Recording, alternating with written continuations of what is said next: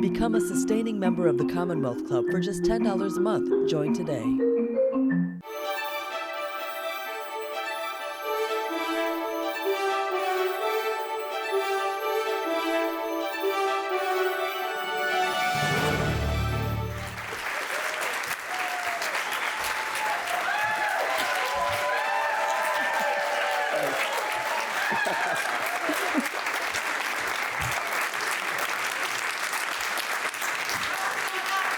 Wow. This is very exciting. Hello, and welcome to tonight's Commonwealth Club event. I'm Pat Thurston. I'm a talk show host. My daughter's right here, by the way, Addie. And I'm your moderator for today's event. This is a very nice crowd. It's good to see this turnout. It is my very distinct pleasure to introduce to you Malcolm Nance.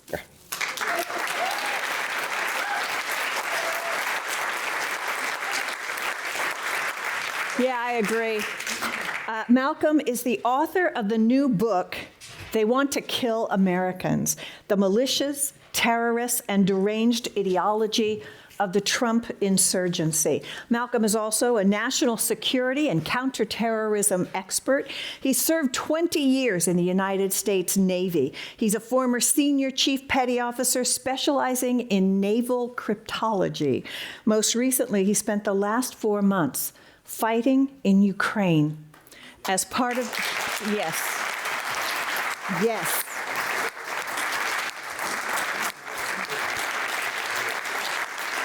Malcolm was part of the country's International Legion.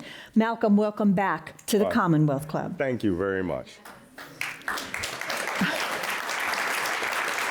I'm going to sit down now, and I want to start off. But you know what I want to do? I want to talk with you very much about your book. Sure. But Ukraine is something every one of us really cares about. Sure. You've been there. You've been on the ground. You've been helping them in all manner of things in Ukraine. 4 months that you spent there, you were there on the front lines. A couple of questions I have.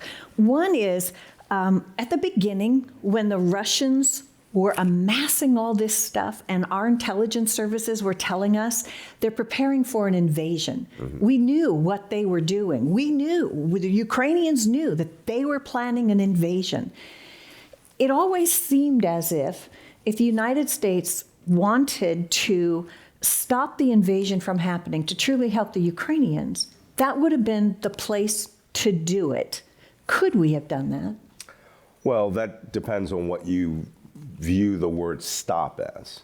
I mean, could we have gone and carried out airstrikes, or could we have, done something diplomatically or politically? Let me tell you something. In fact, I've been in Ukraine since the last week of January. So actually, I've spent almost 7 months in Ukraine. And I came home for 10 days to get all my combat equipment at the end of February when the invasion started.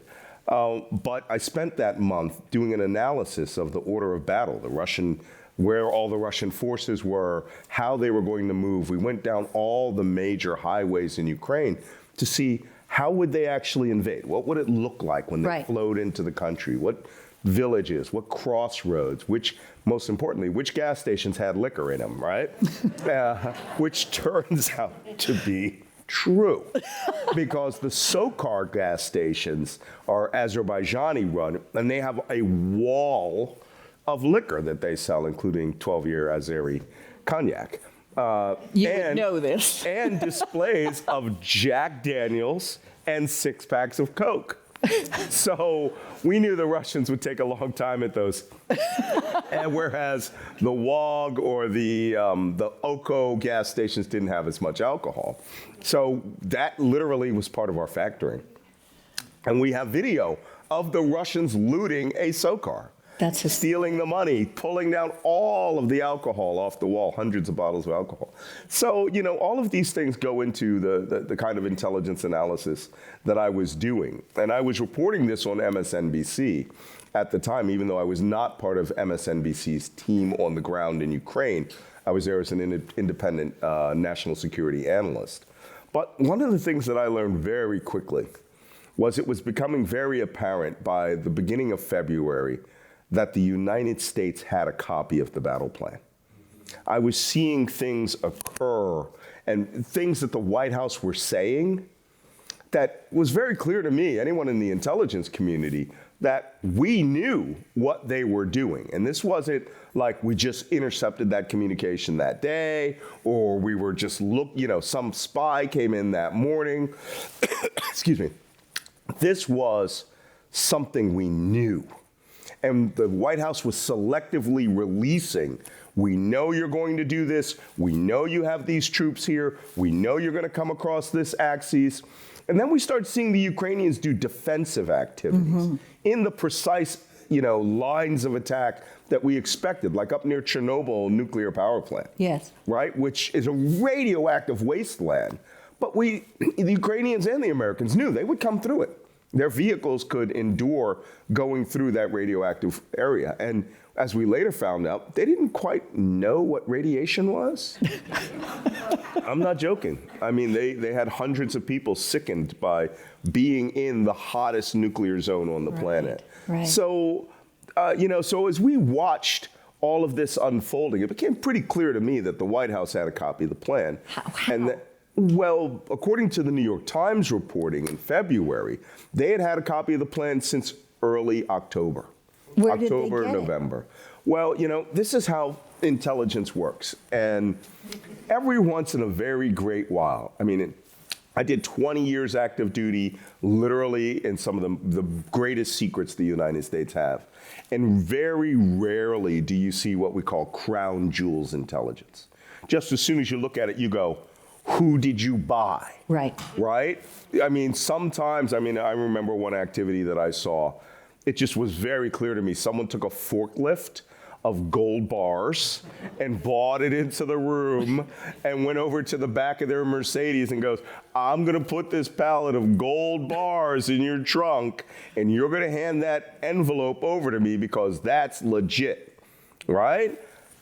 Whatever the White House had here, it was clear this was crown jewels intelligence. Someone had come to the United States. Somebody had brought an entire copy of the plan to us, or so it appeared.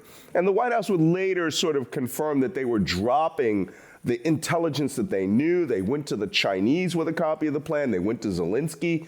And we also had Russian politicians that knew. Zhirinovsky, this loudmouth, pro-Putin autocrat there who later died this year, he said in mid-December that they would invade the last week of February, somewhere around the 24th. And that was after all the delays were factored in, because it appeared that us releasing intelligence delayed the Russians. The Russians wanted some measure of surprise. Right. They were going to get it, but the way that the White House handled this was brilliant. But to those of us in the community, it was clear maybe 2 forklifts of gold bars were there, and we bought a tractor trailer for them to take it home with and gave them one of the forklifts. This was pure, it was just too good for them to have an outline.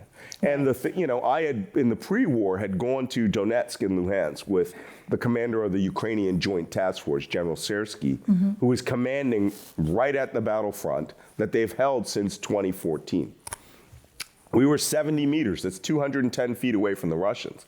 But the media was coming to them and asking crazy questions like, well, I know the Russians are right over there, but what if they attack from the south? And this guy's sitting here going like, I've been fighting these guys for 3 years. Yeah. I'll fight them when they come from the south. But what if they attack from the north? I'll fight them if they come from the north. And I'm like, wait, people do not understand what they're doing here. They're watching a general's response. I'm watching the general.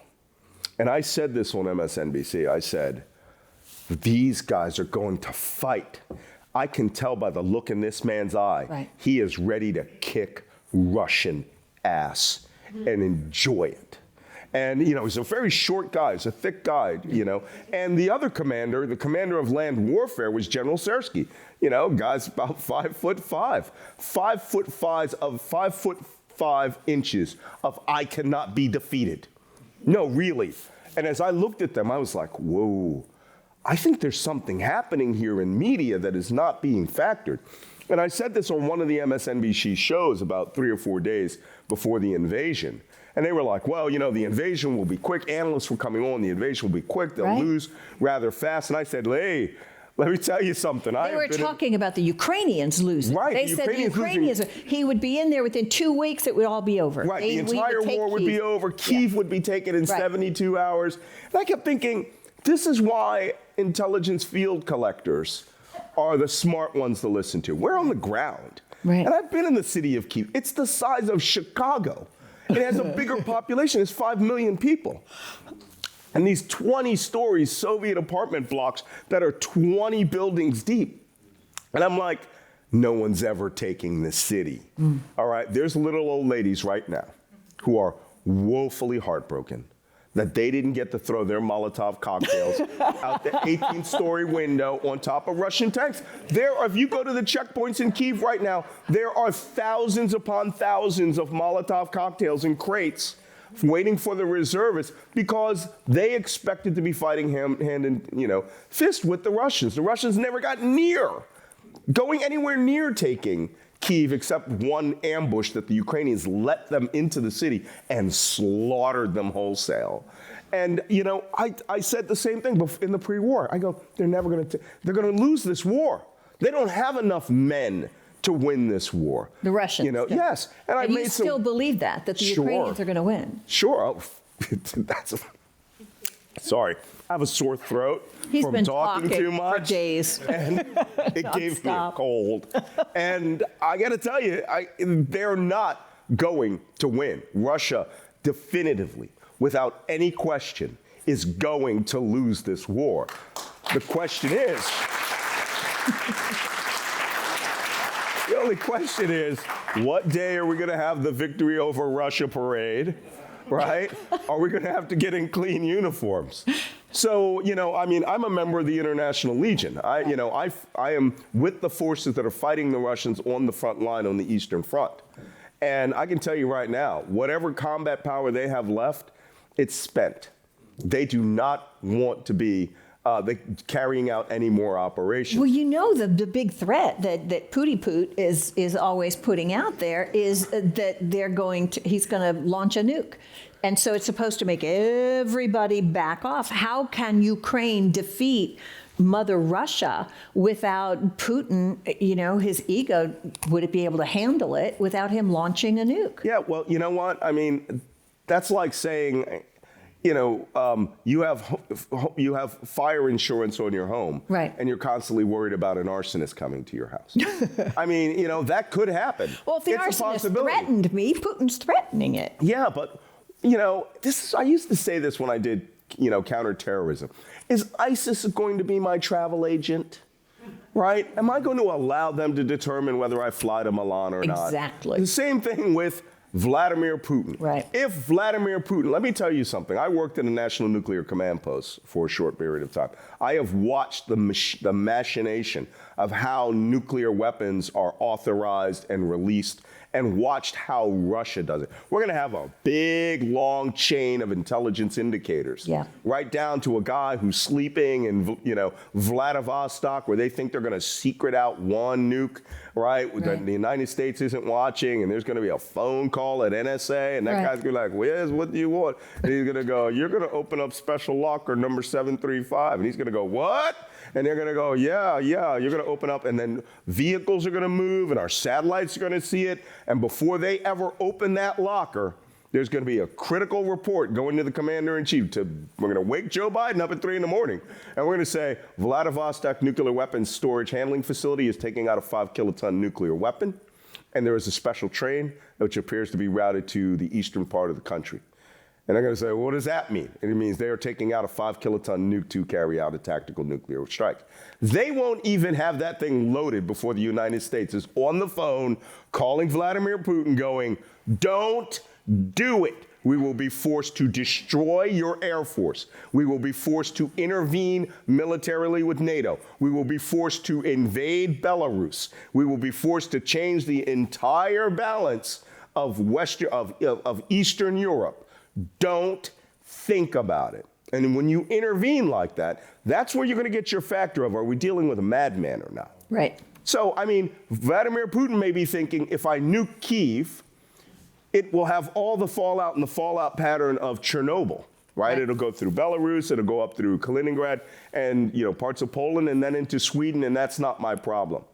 But the level of madness that would require, even though they're talking about it on Russian state television, and when you talk about it, then you're viewing it as a viable But weapon. Malcolm, my understanding is that as many safeguards as we have here in the United States, Right. Russia has safeguards too. So Putin's a madman, but could Putin independently launch? Wouldn't he be stopped by his own security forces who are not all that loyal to him? Well, you would hope. I mean, our system in the United States is not designed to stop. I have some news for you. The president of the United States is a nuclear monarch. If he chooses a viable Oh, don't package- tell me that in Oh, the shadow sorry. of Donald Trump. Oh my God, does he know? I was in an op-ed by Jonathan Capehart 2 months before Trump took power about the nuclear monarchy of Donald Trump and why it was so dangerous to allow him to have the keys to the box, Pandora's box. Fortunately, we've dodged that bullet for now. But I'm just saying is that if the president of the United States says Vladivostok nuclear weapons storage facility, 325, is taking out a nuclear weapon, is intending to carry out a viable nuclear strike, the United States will execute a 30-minute response, which is somebody will spool up, right, a Minuteman III missile in Kansas, and in 32 minutes after getting launch authorization, it will vaporize that spot. Now, we are in a different world. Yes. Let's just not even talk about this. The Russians, on the other hand, if they lose their army, let's say the Ukrainians carry out a massive counteroffensive this fall, Right. which is quite possible, using U.S. missiles and rockets and all the artillery, and they break the back of the Russian army, Right. which is what I think is going to happen. Yes. And the Russian army collapses. Yes. Right? And it's a rout. And they lose Kherson province, Luhansk province, Donetsk province, everything except Crimea. They blow the Crimea bridge. Then you need to start thinking about what Vladimir Putin is going to do, because that's a level of humiliation, that I'm not sure he can live with. But if he goes and reaches for the phone to call that nuclear weapons storage facility and goes to his command post out near wherever, Minsk or wherever, or I'm sorry, not Minsk, out in eastern Russia, and he decides he's going to launch something, a lot of chains have to go. And you got to think, who is going to relieve Vladimir Putin of his command? Yeah. Because that's all you can do. Otherwise, they'll go through with it. Now, we need to be prepared for that. And, for all the planners that we have in the United States, all right, people like, I know the Biden White House with Jake Sullivan, those guys are real politic kind of guys. But I come from the world where I have to go through all the what ifs. I have to understand and plan for the enemy commander's worst option, right? Worst course of action. Yeah. And that would be, he's not going to, let me tell you something, he's not going to nuke Odessa. He's not going to nuke, Mariupol or Kharkiv. Right. It's close to Russia. Close, right. Right? He's going to do what Olga Skabeva said, which is neutralize the den of rats. Right, a city that's over 2,000 years, that's well over 1,100, 1,200 years old. And despite his admiration of its architecture in the center of Russian Orthodox Church, that doesn't mean he's not going to lose his mind when he loses his army. So, the less we talk about this, the better. Look, we just talked about it for 5 minutes, right? Yeah, it's scary. It's really scary. is But I scary. got to tell you, you have a new book that's scary too. It's called They Want to Kill Americans. And it really does sound an alarm to the entire country. And not only about, what Donald Trump almost did, but about what is going on. And I don't know what it is that he unleashed. It's like this, hill of army ants that are crazy frickin' people that are willing to do anything. And I don't know how much there's going to be to stop them. So tell us how dire, we're talking about Russia and Ukraine. Tell us about how dire the situation is in the United States of America right now. Well, over the last few months, I consider fighting in Ukraine as helping maintain the bulwark of democracy on the Eastern Front. Yes. Right? And because if Ukraine collapses, Ukraine's a democratic nation. Yeah. They've had 9 presidents. They've had elected presidents who were pro-Moscow, but they were elections. And this has nothing to do with them wanting to join NATO. It had to do with them wanting to be part of the European Union. And they hated the idea of them losing the breadbasket of Europe, a country that holds 25% of the world's food, of the world's wheat. I mean, it's just a resource they could not afford. And then becoming part of the West, further isolating Vladimir Putin and his expansionist neo-Soviet dreams. You know, I keep mentioning this. I went to Vladimir Putin's office when I wrote my book, Plot to Destroy Democracy. His office let in you Dresden, in? Germany. When he was in Dresden. when he was a KGB officer. Ah, yeah. You know, old spies sitting around the offices. You can sit around and feel the ambiance of that. Well, were you just in his office, or did you meet him? No. This is back when he was a baby spy. Yeah, and he was wasn't a all that young well thought of, KGB was officer. he? Well, you know, he was a young KGB officer, ambitious. You know, a junior lieutenant, a colonel. Kind of looked in like the Stephen KGB. Miller at the time. Yeah, sort of, but even back then he had these shark eyes. And his other KGB officers wanted to sit around and drink beer. They're in Germany. This guy liked flipping people. He liked being a human intelligence officer. He liked turning Westerners into traitors. And when I sat in his office, I met the woman who had renovated the office. And she goes, every door frame, every window frame in this building had hidden microphones in it. And they actually had to pry them open and pull all the microphones out. And she was like, you know, like a mile of wire here. But Putin was one of those guys who liked that game. Yeah. And he liked even more the East German Stasi model of an authoritarian Nazi-style state with communist trappings. So interestingly, when he left, when the fall of the Soviet Union collapsed, he didn't fill his larder up with luxury Western goods. He went to the Stasi headquarters and took out the book of spies, all the people that they had flipped, and he would use that in the future to manipulate people. So why am I telling you that story? This is a man that loves his game. It'd be like making me president of the United States. First thing I'd say is, I don't want lunch. I want to be briefed on every covert operation that's going on right now. Right. And can I help? Right. You know? Yeah. The fun stuff. But Putin saw himself as grander than this. When he became, you know, an oligarch, when he started controlling the oligarchs and controlling trillions of dollars of money, then he saw himself essentially as a czar. And he started adopting the czarist, you know, motto of Tsar Nicholas I, right? Oligarchy, orthodoxy, monarchy. Well, with Putin, it was oligarchy, autocracy, you know, orthodoxy. And he created an autocratic state, which is controlled by him, which is controlled by the money that he allows people to have who are oligarchs. Otherwise, he seizes it, or he makes you take a long walk out of a short window. Right. Or poisons you. So he helped create Donald Trump. There's no doubt about that. I mean, Donald Trump was under Russian What about the surveillance. P tape? I mean, was the P tape? I don't think that's real sorry. at all. Okay. But, you know, the point is, it's symbolic of compromise, right? It's symbolic of Donald Trump's, his entire history. Every phone call he made when he was married to Ivana Trump was recorded by Czech intelligence, the STB. Well, how do we know that? Because Czech television has copies of all of them, right? And the Guardian did a huge report where they had, the reporting authority was Ivana's father, right? This was the Soviet era. Donald Trump, you know, and when the kids were going over there, they were going into a Soviet world and thinking they could manipulate and be around people that were run by the KGB.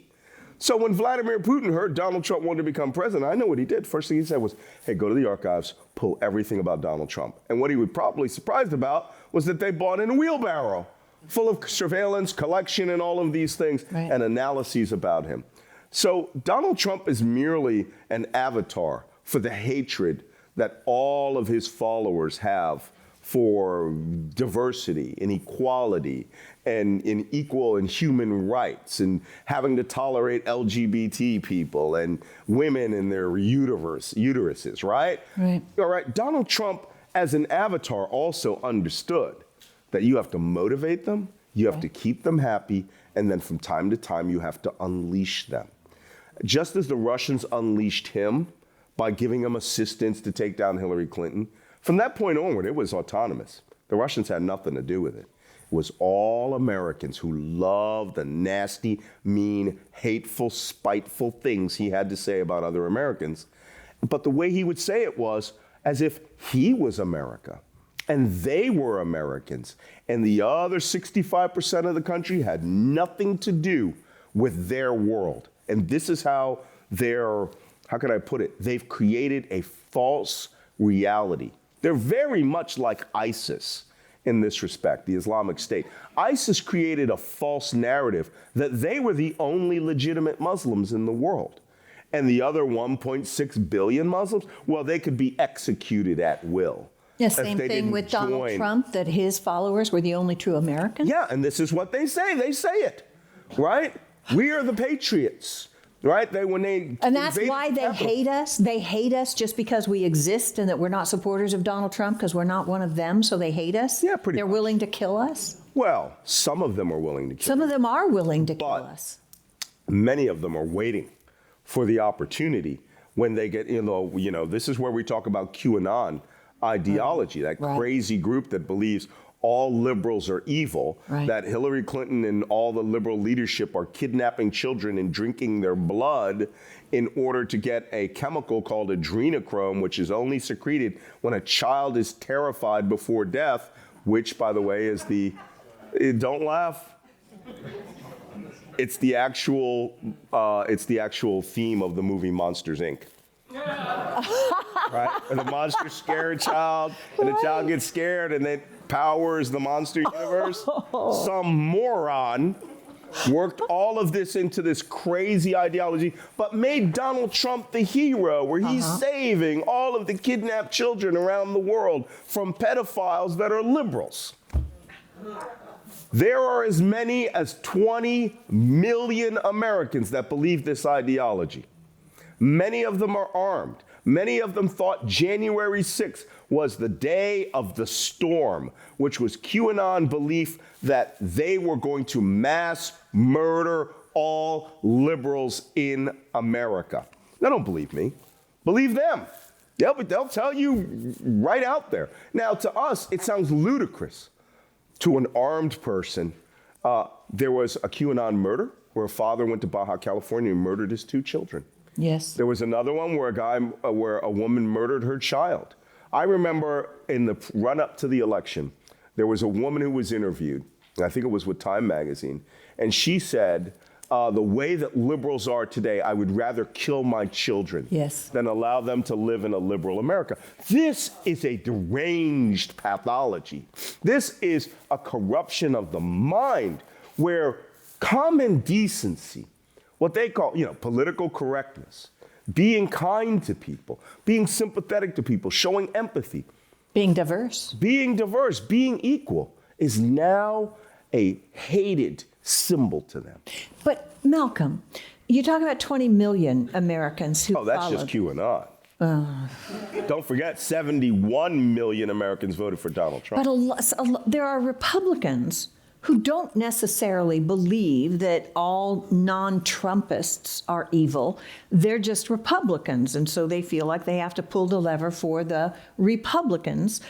They're not dangerous, right? And why are they cooperating? Why are they empowering these people? Why aren't they standing up and saying, what the hell is going on around here? You're killing my party. I think what the mistake that you're making Yeah? is that you are attributing good intentions to these politicians. How about this? I'm going to give you an alternate analysis. Okay. Right? All right. How about they've always believed those things? Truly. But, yeah, I'm just saying, this is my take. They always believe those things, but common decency and civil discourse and comedy did not allow them to say these things out loud. But now their base allows them to say these things out loud. But there are, when people get out of the party, when they know that they're being primaried, when they know this is happening, they do start speaking out against it. So isn't it just for political expediency that they're... Who are those people speaking against it? Because I don't hear them very much. Adam Kinzinger. Okay, he's not a Republican. He's a good person. He is a good person. He's a Democrat. Are he's a Republicans Republican in not name good only. people? I mean, I used to be that He's kind a of rhino? I used to be that kind of Republican. Yeah? Colin Powell type, national security strong, socially liberal kind of guy, ready to go Supporter of around. Ronald Reagan. Sure, but that's not where we are. That's not where Okay, we are. if we had that XY axis, Colin Powell would have been just up and to the right upper quadrant, just over the X and Y cross. Yeah. Now he's, God bless him in his know last it. days. It's He's true. way down in the lower true. left corner, hardcore liberal communist, right? So is Richard So- Nixon. I mean, it's just gone and so Ronald crazy. Reagan. What you're missing, I mean, the party has transformed itself into the party of Trumpism. And Trumpism is about unabashed, unapologetic indecency. It's about getting in people's face. It's about telling people that I hate you because my version of America is the true one and yours is communist, which I find fascinating from people who loved an ex-KGB officer who was a lifelong communist, right? And who loves a North Korean dictator who is a communist. These people live in a state of perpetual victimhood. So when they hear, their tribal leader, which is what Donald Trump is, he is not the leader of a political party.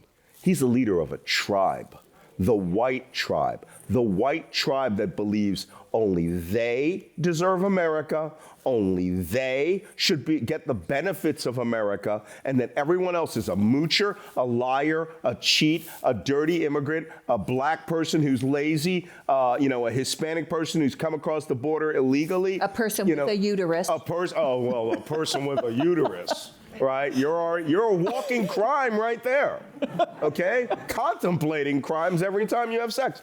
So don't laugh. Did everyone hear about North Carolina's proposed bill today? In which a person who is planning to have an abortion, the doctor can be murdered to prevent the abortion. I'm not joking. There's another bill that's proposed in Ohio today, right? No exceptions. Rape, incest, you must carry the baby to term.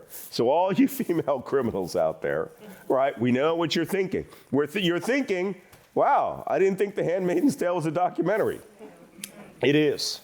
And you're now living in a country where those people feel empowered to make that movie a documentary because Donald Trump has unleashed,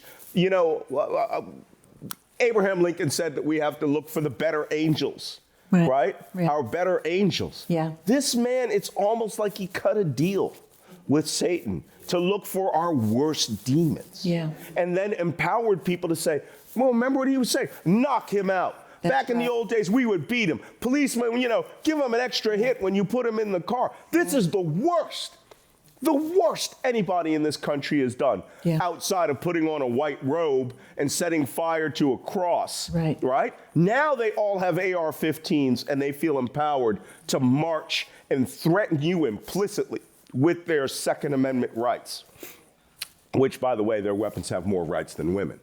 So you need to think about this in the context of them as a power organization that is seeking to dominate the other 65% of America. Now you're going, Malcolm, this is crazy and outlandish. Why would you say all this? Imagine I am an MI6 intelligence officer in England, and I have to write up the Jerry Springer-like world that's going on the other side of the Atlantic for the Queen. It would come out exactly like I just said it.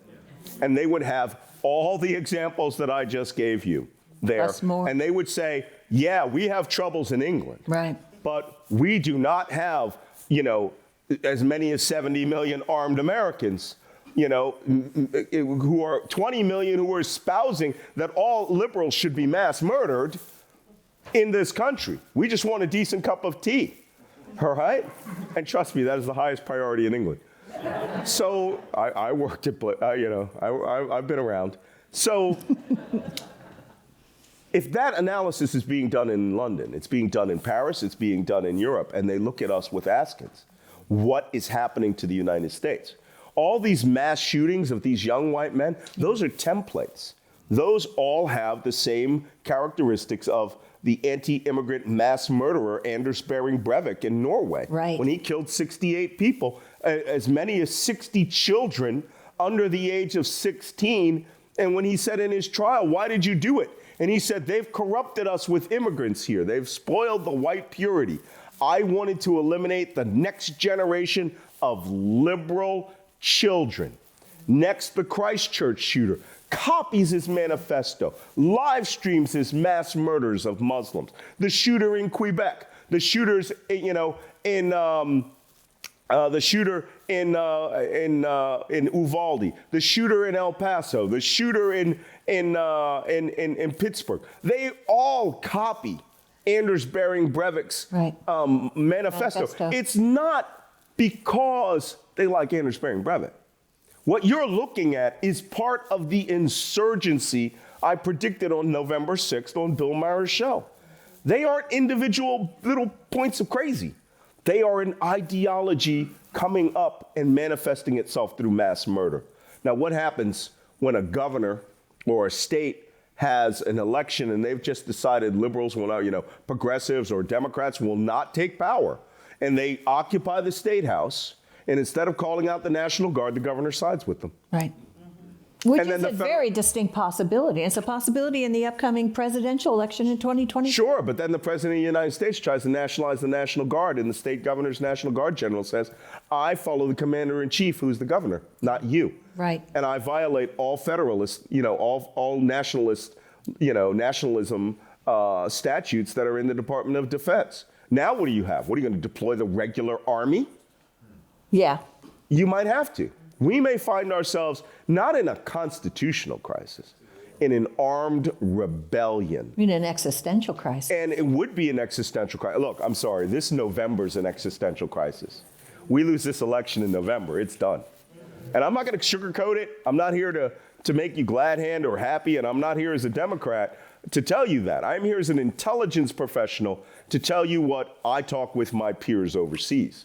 And they understand that this could be the end of where the Republicans cease governing 100%, then use the laws to hammer each and every one of you, prosecute all of the people in Congress that they find as enemies. Marjorie Taylor Greene is the number 3 person in the House of Representatives. You think this is not possible? It's on the way. And that's why I wrote this book. It is the final warning I'm going to be able to write. And I just hope that I'm wrong.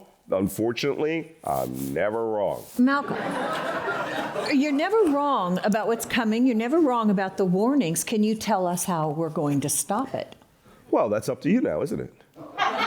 No, really, literally. It's up to every individual. Well, is it at the ballot box? I mean, it can only be done at the ballot box. The only weapon we have, people come up to me all the time, and they're like, oh, Malcolm, what kind of guns should I buy? And should I put away survival goods? No. I'm a Philadelphian. I'm going to get upset right now. I was born and raised in a naval hospital, in a family that goes all the way back in armed force service to April 1864. Every Nance male has served in the armed forces since that time. And I wish my sisters had joined in. But let me tell you, well, my niece is the last one. God bless her. But let me tell you something. As a Philadelphian, I'm an originalist as to what was written down at 5th and Chestnut Street. I was just there the other day. I walked, I was going to WHYY to do fresh air, I step out for a few minutes, I look, I see Independence Hall, and I get choked up. Yeah. I defended this. I defended you. I defend those idiots who are out there saying that they're real Americans. But not when you take up guns against this nation. You take up rebellion. You preach sedition. Well, there's a template for that too. It started in 1860. And what I want to wake up the average American citizen. I want you to wake up and start telling your neighbor what you're saying is wrong. You are not an American. You are anti-American. No one tells them that. They talk to each other. And they just, chat amongst themselves about how awesome it's going to be for the Second American Revolution. Really? Right. It wasn't that great for everybody who was killed in the American Revolution. 1776, they say. They say to themselves, the new 1776. Right. You know, you have to stand up and stop this. And the first thing you have to do is stand up and use your voice. Then use the only weapon the founding fathers gave you. Look, flawed guys, all right? What is that famous line by Tina Fey where she was talking about Thomas Jefferson? The immortal words of Thomas Jefferson, who said, "Hey, who's that hot mulatto chick next to the butter churn?" Oh, my God. That's our founding fathers. It is. Men of the Enlightenment who liked their sister-in-law. But, it's true, go look that up. But they understood the nation could be better. Every 2 steps forward, there could be a step back, but it will be forward. It will be forward. We are at an inflection point where people are saying there will be no more steps forward. We will regress and take it back, and anyone that gets in our way will understand what AR-15s are for. And at that point, you have to stand up. Can somebody explain to me why there hasn't been a protest since a real protest since the pink hat protest in January 2017? That was called a pussy hat. Yeah, well, there's that one too. All right. The pussy hat protest. My wife had one, God bless her. And why? Why? Why is it not important enough for you to stop this, to get out by the tens of millions like that protest? Right. Why has it been okay for all these things? You're all mad about everything, but everyone, and this is part of the problem, you're mad about your little thing. You're mad about birth control, but you're not mad about criminal justice reform. You need to be mad about the loss of America. They say this all the time. America's being destroyed. Yeah, you're doing the destroying. No, they think the fact that you get equal rights, that you will act with kindness and decency to other Americans, they view that as the loss of their nation. Our nation was built on flawed decision-making by men who understood their flaws. Now our nation is being dismantled by flawed people who embrace their inner hatreds as virtues, right? There is no Jefferson, no Adams, no Madison, no decency, no word of Washington at all, and I love George Washington, in any of the words of these people who carried out the insurrection. You know what I hear? I hear the words of Jefferson Davis. I hear the words of that traitorous rat bastard, Robert E. Lee, who quit being commandant at our beloved military academy, West Point, to go be the traitorous commander of an army that took up arms against the United States. You can see I don't like Robert E. Lee. But you have to understand, till you stand up and start saying these things, right? Come out with the signs. And here's another thing. Well, for God's sakes, please take back the American flag, people. Yeah. Take it back. If you come out to protest, don't bring a sign. Hang the sign around your neck on a string and carry a giant American flag. And I know you're not going to beat the protesters with it like they do. Okay. Right? So I hope that's part of the solution. I think we're at a place where we should start asking some questions of our attendees.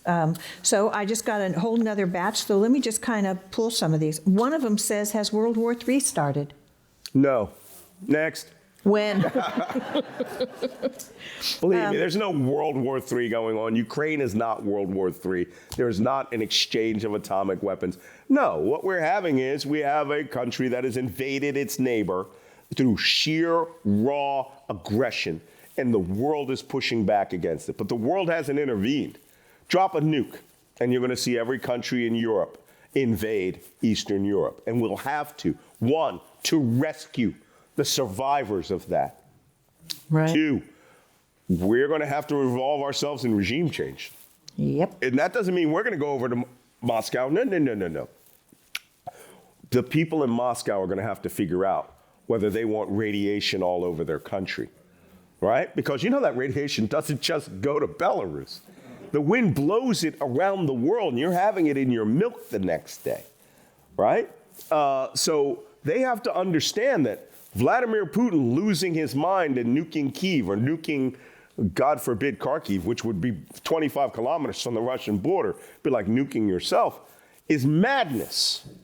Madness. And they cannot allow madness on. Someone's going to have to resolve that with a Garrett, a strong arm, or a lead change of command ceremony. Right? Who scares you more, Putin or Trump and company GOP? Trump, without any question. No, really. We're holding the eastern flank in Ukraine.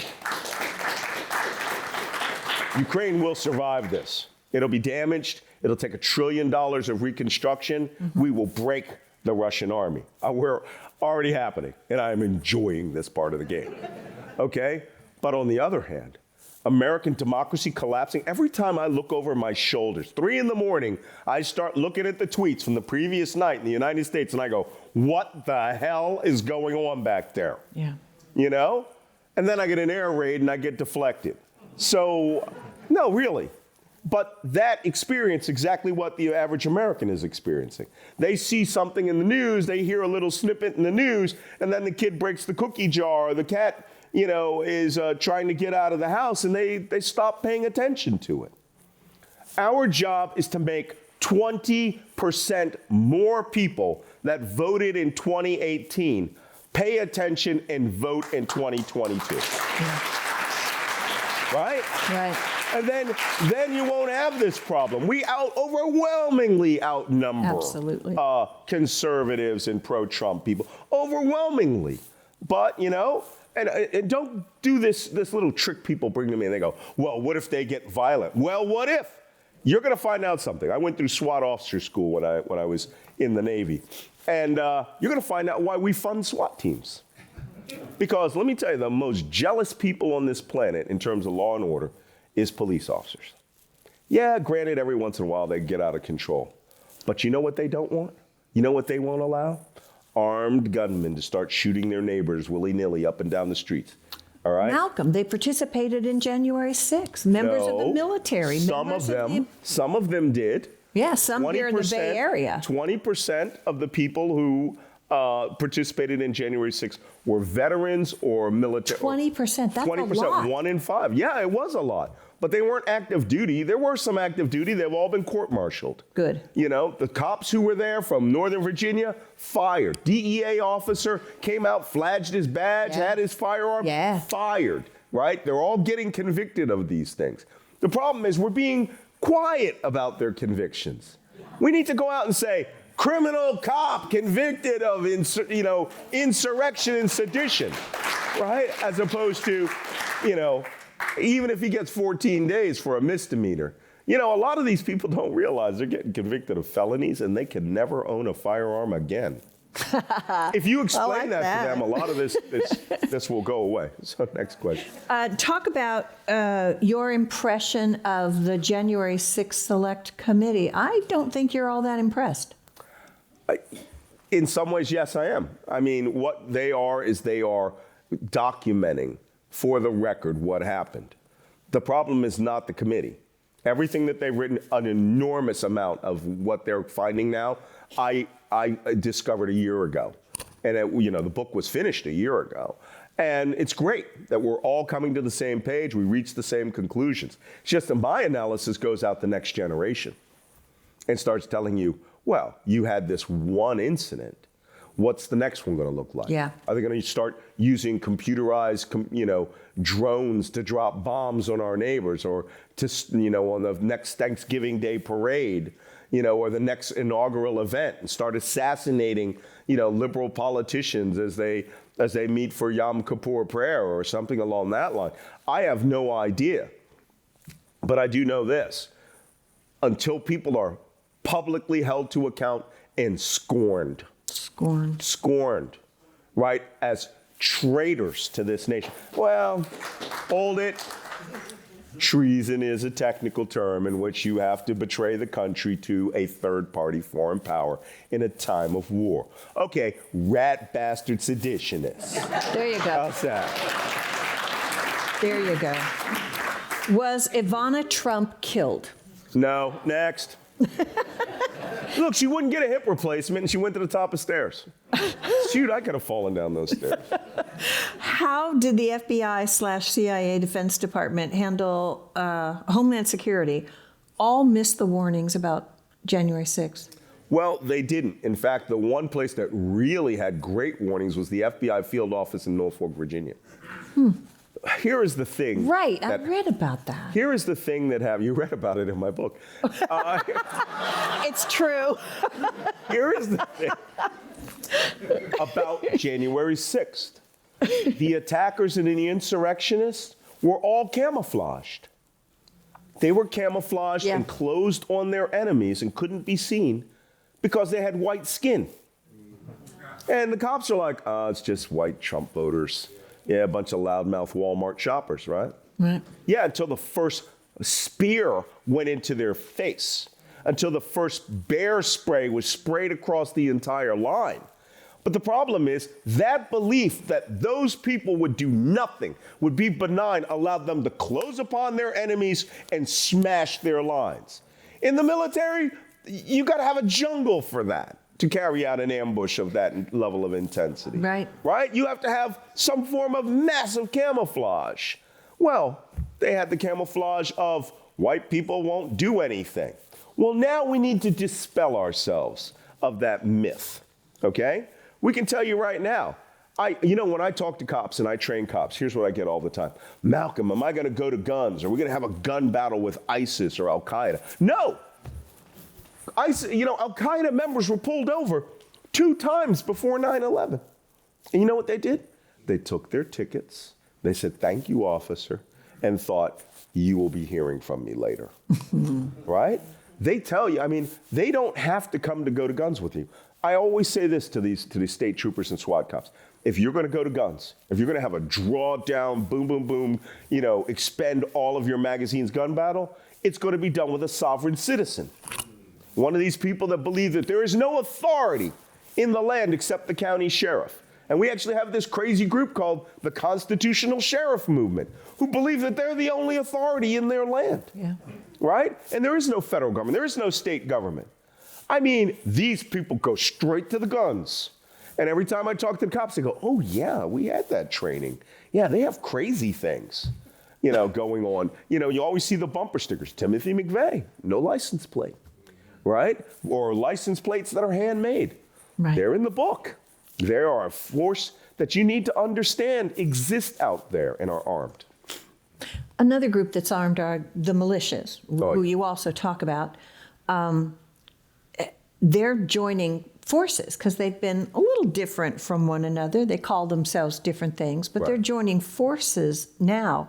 Talk a little bit about the danger that they pose.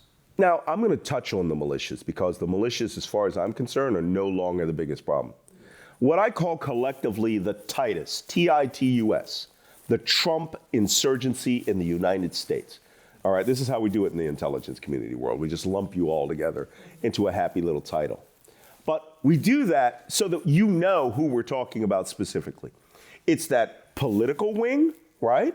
The Republican Party who are carrying out insurgency in the halls of power by not allowing any power to be affected, by destabilizing the government, by waiting to take over power so they can destroy government.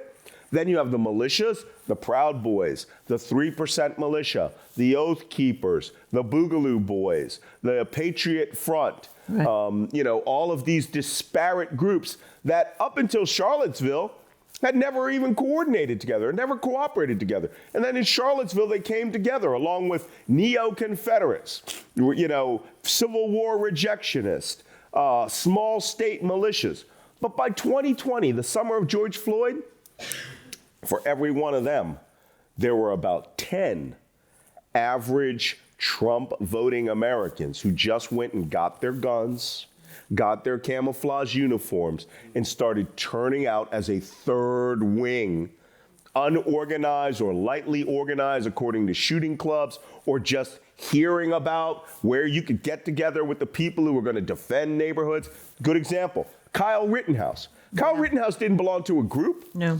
He just heard there was going to be a protest by liberals at Antifa, and he went down to meet some friends and bought an AR-15, and they just decided they were going to guard a car dealership where no one called them to be, no one asked them to be there, and the cops treated them as friendly forces. That's right. Gave them water, said that they appreciate them being there. Right. That has to end, right? Anyone in the middle of a riot with firearms should be, even though there's rights, should be disarmed, weapons neutralized, tell them to take their happy asses home, right? And then get in between the two forces. And we don't see police doing that. We see police standing back and letting people fight. But then Kyle became a hero. He became a hero to he was a right-wing hero politicians. Yeah, Timothy McVeigh. Loved him. Timothy McVeigh would be an intern in Marjorie Taylor Greene's office. Oh, easily. No. Maybe chief of staff. Yeah, but they admire people who take action, who use the tools, the hammer that they have, that they all want to use. Like the one guy said in Idaho, or I think it was Idaho or Oregon, when do we get to use our guns? Yeah. When can we start killing people? They stole an election. We should start killing people. Mm. This is a person who was bloodlust to kill his fellow citizens on the belief that they are not citizens. They are just objects. And some of those people are going through the court system and being held to account. So, then we get to the Supreme Court of the United States. Yeah. Your thoughts on the SCOTUS? Well, I mean, you have a Supreme Court justice whose wife is a seditionist. Just straight up. Ginny Thomas helped plan, coordinate, and fund the movement of people to that protest. Okay, let's say that she just helped move 40,000 people there in the 65 bus convoy. But we now know that she had met with people who were involved in the plot. We found out that she was a rabid believer in some of the craziest conspiracy theories, that Dominion voting machines and 13-year dead Hugo Chavez planned this election hacking with the Chinese, right? With Dominion voting machine and evil liberals. Really?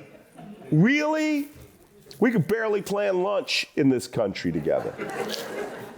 And this is their stupid, evil plan. And you know what? I hope she loses her $1 billion lawsuit. But you know what also needs to happen? The wife of a Supreme Court justice is a citizen. And she needs to be held to account just as much as each one of those protesters, or each one of those insurrectionists. And if I was their lawyers, I would be all over this story. Well, why aren't you holding her to account? Why is my client being prosecuted? And is she Caesar's wife? Kinda. Well, according to people in the United States, apparently there is a class of citizens that is above the law. That is true. And we need to open your mouths and hold them accountable. Look, I am all for First Amendment rights. And if a guy wants to go have a steak at Morton State House, he has to understand that there's still a First Amendment, right? Right. So same with you. If you go out there and you want to have protests, people are going to shout naughty things at you. But you need to be American enough to take it. You need to understand that the entire history of our nation was built on murderous protests. Ask Crispus Attucks, the first man killed in the American Revolution. Throwing snowballs at armed British soldiers, not the wisest decision. No real margins for safety in that decision. But it was legitimate protest. And the confusion, the fog of war, John Adams getting them off, it's part of the American story. But you don't have a right to have a steak after you've removed all the rights for every woman in this country. So you're just going to have cookouts all day, right? And there is no Caesar's wife in this country. And I swear to God, I have no idea what the Attorney General is doing.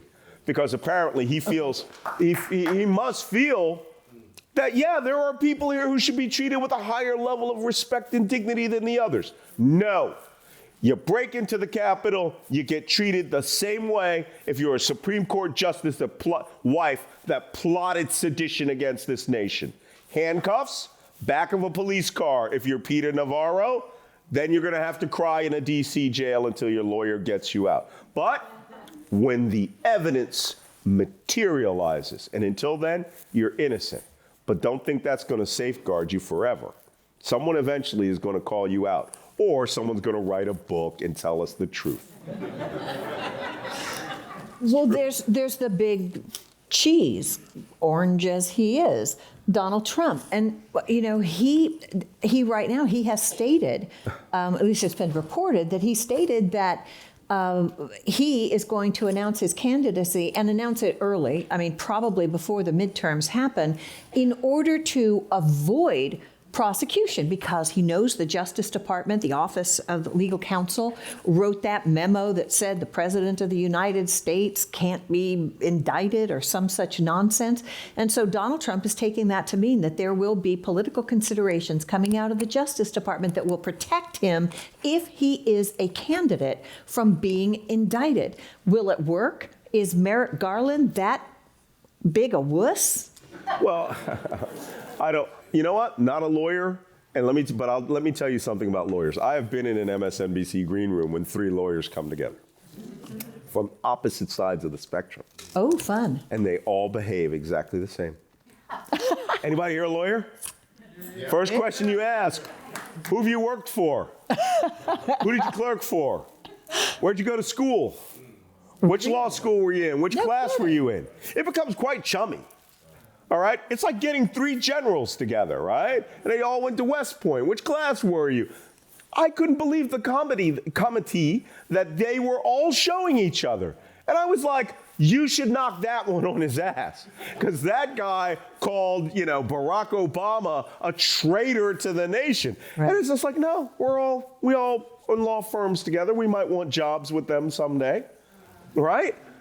I don't understand it. I want everyone to be treated equally under the law. Merrick Garland is starting to look like one of the worst mistakes in American history. And I hope the White House is hearing this, because I'm Joe Blow, right? I don't need the President of the United States pointing to the Attorney General and saying, prosecute people. Joe Biden is never going to do that.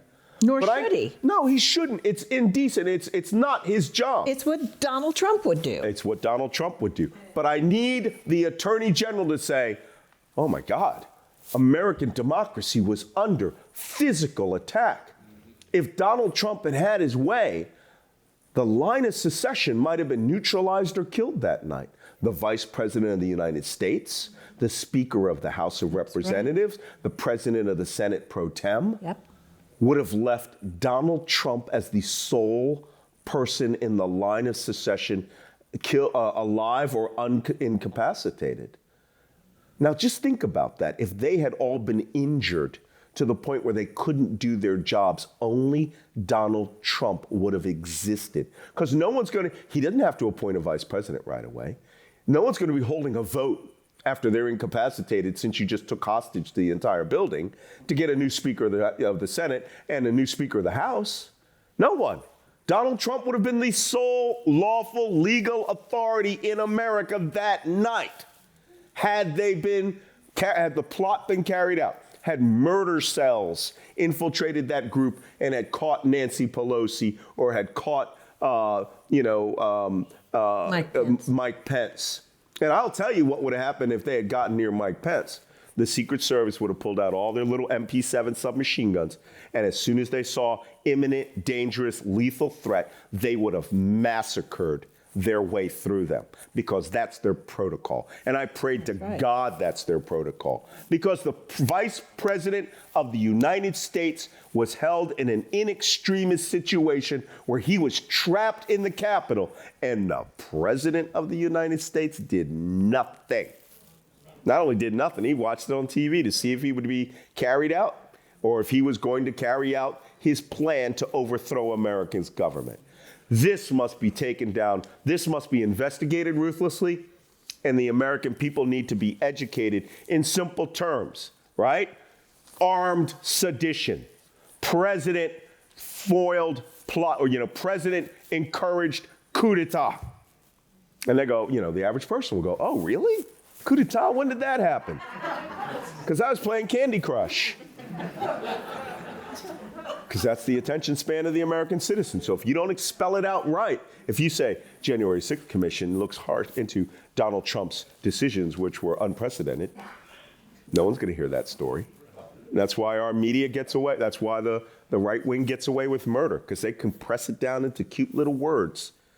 Hillary Clinton evil. How many times have you heard that in the last 7 years? Lock her up. Lock her up. Yeah, it's true.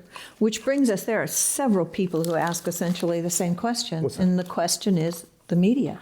The role the media plays in all of this, in the enabling, in not calling out, in treating Donald Trump like he was a joke instead of a serious threat in the beginning, during the campaign. And once he took office, you know, there were people who were critical that the media was so hard on Donald Trump. They weren't nearly hard enough on Donald Trump. What about the role of the media, Malcolm? The media, it's very important to our freedoms. You know, it's funny because I'm often asked, people say, well, you're a journalist. And I have to inform them, I go, oh, I'm not a journalist. Right. Just because I'm a member of the National Association of Black Journalists and in the National Press Club, I'm a spy that talks on television. And don't forget it. Which will give you a particularly interesting insight, because I'm not doing it on the basis of, oh, I got to go find two sources. I don't know whether those two sources are lying. Let me cross-reference that. I analyze information the way I would analyze, the Soviet Union's ballistic missile movements, or Libyan submarine movements before they lost all their submarines. I view it with a broad depth of experience, and I cross-reference it with what I'm seeing from open source information. I've seen coups d'etats happen in many parts of the world. I've seen them form. I've seen the communications pathways that they use. And I've seen tanks roll out in the street, right? I didn't see that here, but I saw something completely different. I saw an entire administration organize to overthrow 245 years of democracy. And it was obvious, it was patent, and now we're finding out it's all true. Malcolm, this is the last question for the evening, and it is, how do your children feel about your joining the effort in Ukraine? Oh, okay. Well, if those of you who have been to the Commonwealth Club the last two times, you'll remember my daughter, Nadia, who is a cute, wispish, little blonde-haired, blue-eyed girl who looks just like me. She has the mouth of a sailor, I swear to God. And she talks like me sometimes, and it scares me. I go, whoa, you are my child. But more importantly, some of you might remember my wife from my first time that I spoke at the Commonwealth Club. And she sat right here in the front row. And I made the unfortunate joke where I said, I am willing to risk my house, my home, my land, my treasure, and my family. And in that little pause, she said, what's that? And I said, okay, not my family.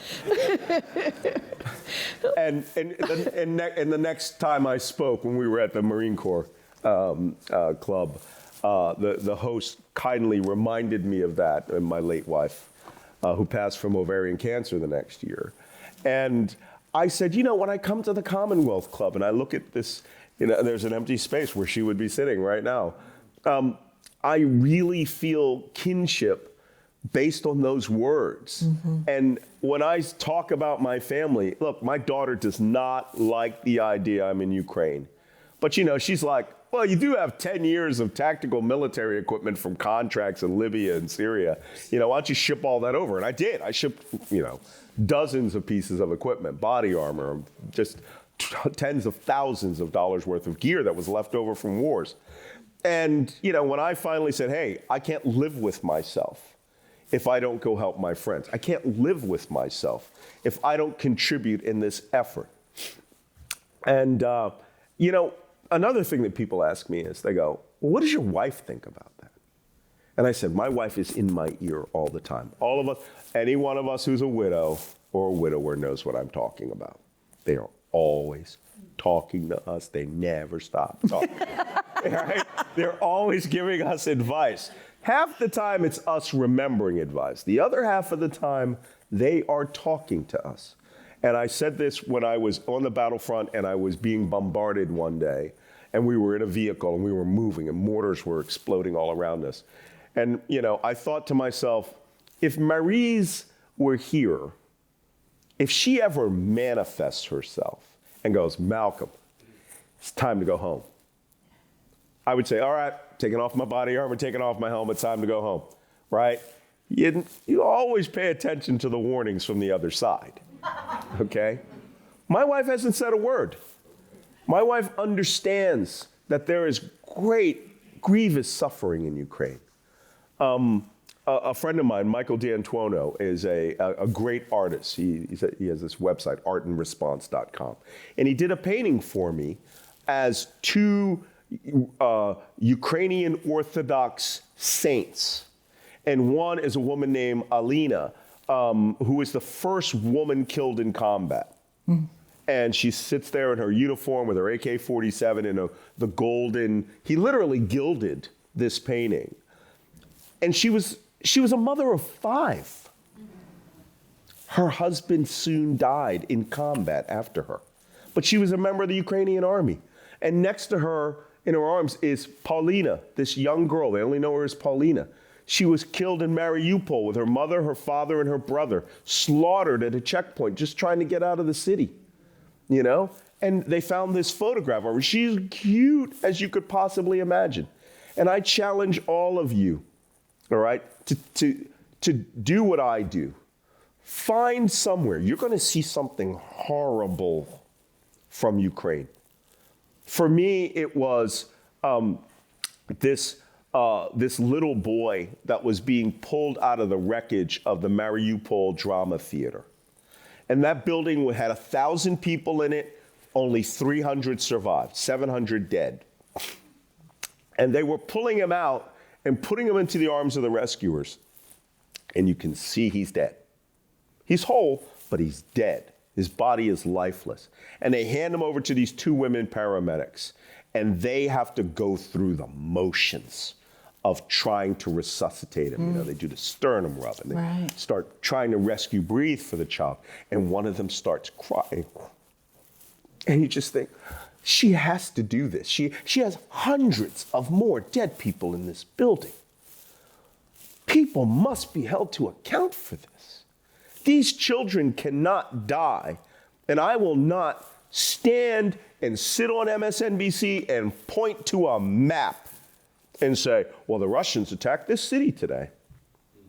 I have the skill, I have the resources, I can help. And that's what I did. I will not allow another child to die behind me. There's a saying that soldiers don't fight for those, they don't fight because they hate the people who are in front of them. And this is very true in Ukraine. For every member of the International Legion who has come from 56 countries, we fight for those we love behind us. And some of them are from Japan and Korea and Taiwan and France. Well, plenty of French, But they are all there because they love that they can stop this horror. On the other hand, do we have hatred of those in front of us? No, we have professional calm. You are going to be held to account in a way that may be lethal. You have an option. You can go home, as we said in the first Gulf War. You can walk north, or we're going to kill you. We are going to utterly destroy your force. We refer to them, by the way, as orcs. We don't call them soldiers. They're not soldiers. They're inhumane. There's a video of a Ukrainian army took on a drone, and there is a chest-high pile of dead Russian soldiers' bodies. And their comrades are sitting next to them with their feet next to them in pools of blood, eating their lunch. They just don't care about the humanity of the men there. And the Ukrainian drone operators going, what's wrong with them? What is wrong with them? They abandon their bodies all over the place.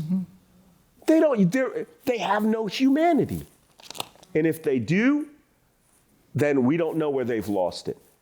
One guy's girlfriend told him, you can rape all the Ukrainian women you want. As long as you wear a condom, they deserve it. You pick what atrocity offends you the most in Ukraine. Go look through just wait a day, right? The little girl who was Down syndrome, who had been in the First Lady of Ukraine's Christmas video, obliterated. You can see her dead body when the Venezia shopping mall was hit. They hit every mall in the country, by the way, in most of eastern Ukraine. They just kill people because they're frustrated they're losing on the battlefield. So what do? They hit a shopping mall with a missile that was designed to hit U.S. aircraft carriers. You are not soldiers. You are orcs. You are a force to be destroyed. And I will do my damnedest to destroy you and bring my country along to destroy you and rebalance the deaths and murders that you've done in that country. And that's why I fight.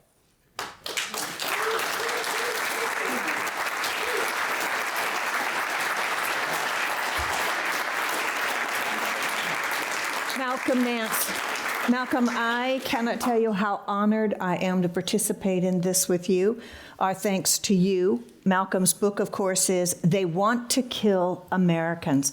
Thank you for being here tonight. And a reminder to all of you that Malcolm's new book is available for purchase here, or of course you can buy it at your local bookstore. And if you'd like to support the Commonwealth Club's ongoing efforts in making virtual and in-person programs possible, please go to the website. It's commonwealthclub.org. Thanks again, Malcolm. It's my pleasure. Thank you, Pat. Thank you, and good night.